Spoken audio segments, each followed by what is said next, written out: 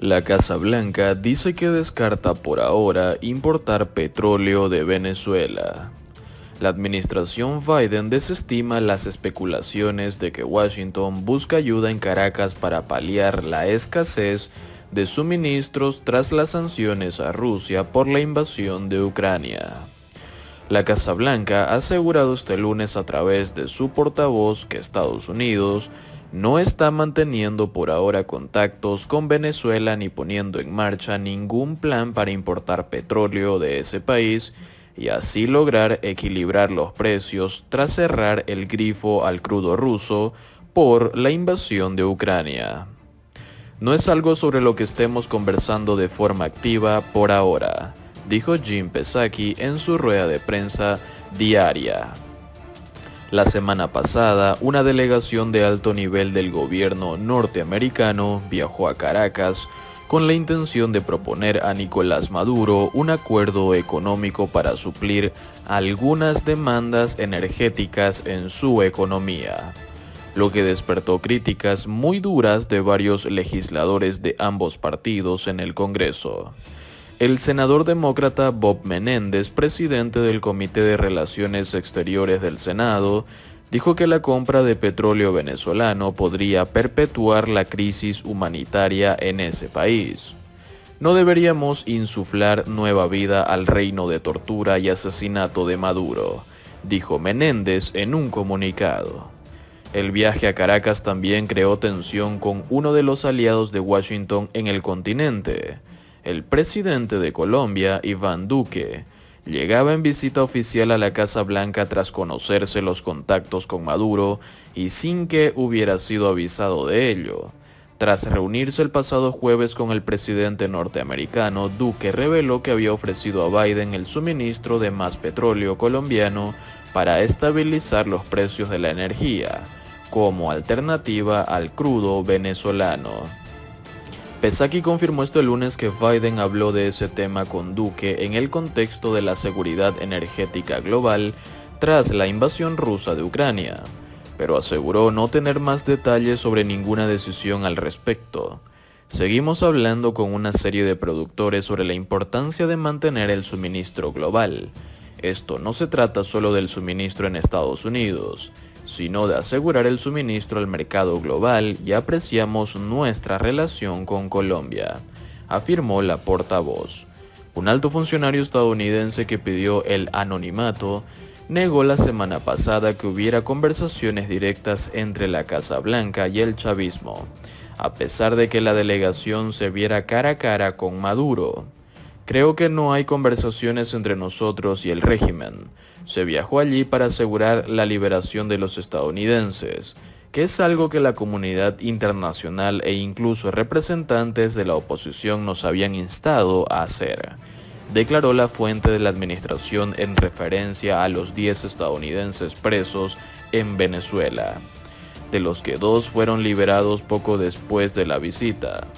No hay diálogo. El diálogo tiene que ser entre los venezolanos para decidir el futuro de su país, y hemos dejado claro que estamos dispuestos a levantar la presión sobre el chavismo si hay progreso en esas conversaciones, finalizó ese funcionario. Por otro lado, también el encuentro entre Estados Unidos y Maduro. Hablar hasta con el diablo. Durante la noche del 7 de marzo, por medio de una transmisión televisada, el mandatario venezolano Nicolás Maduro confirmó que seguirá una agenda de conversaciones con Estados Unidos, anunciando al mismo tiempo que reformateará el diálogo nacional para hacerlo más inclusivo. Esto llega después de que la secretaria de prensa de la Casa Blanca, Jen Psaki, confirmara ese mismo lunes que una delegación de alto nivel del gobierno de Joe Biden había visitado Caracas para hablar con Maduro. El propósito del viaje era discutir diferentes temas, entre ellos, desde luego, la seguridad energética, dijo la portavoz.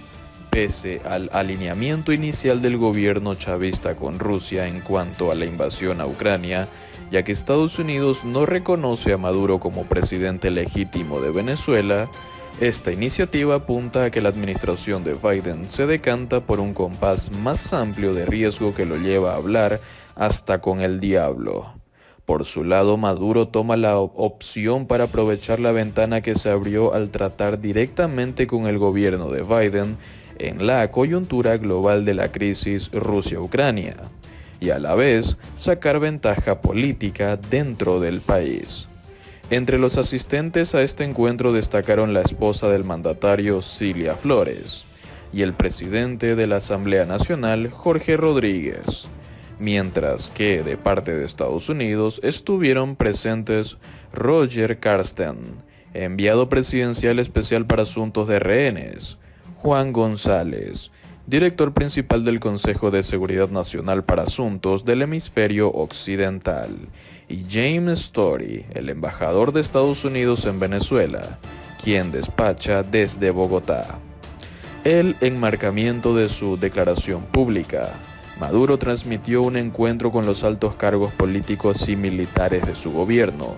Contextualizó la preocupación por el agravamiento del conflicto entre Rusia y Ucrania y suavizó sus declaraciones favorables a Putin para ubicarse en un rol que le es fácil de asumir: intermediar en procura de acuerdos entre otras partes. La presentación lució muy cuidada y las palabras de Maduro sonaron muy pensadas.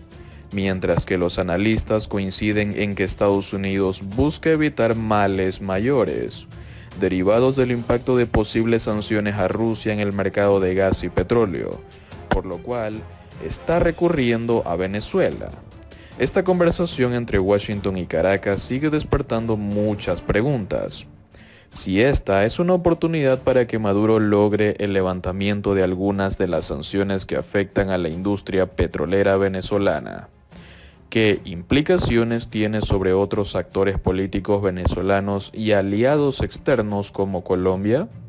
¿O solo será un entendimiento basado en intereses mutuos?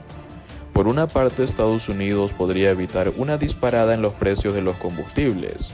Por la otra, Maduro podría capitalizar la crisis económica y políticamente. Otra de las dudas que surgen es si el acercamiento entre ambos países será puntual, o si el pragmatismo y la urgencia desestimarán parcialmente las exigencias de democratización en el país sudamericano. Aunque hay quienes niegan que haya un cambio de línea de esta naturaleza, parece que hay un interés mayor por parte de Estados Unidos de garantizar su seguridad, más aún después de que Biden anunciara que no comprará petróleo a Rusia. Estos últimos acontecimientos son una buena noticia para Maduro.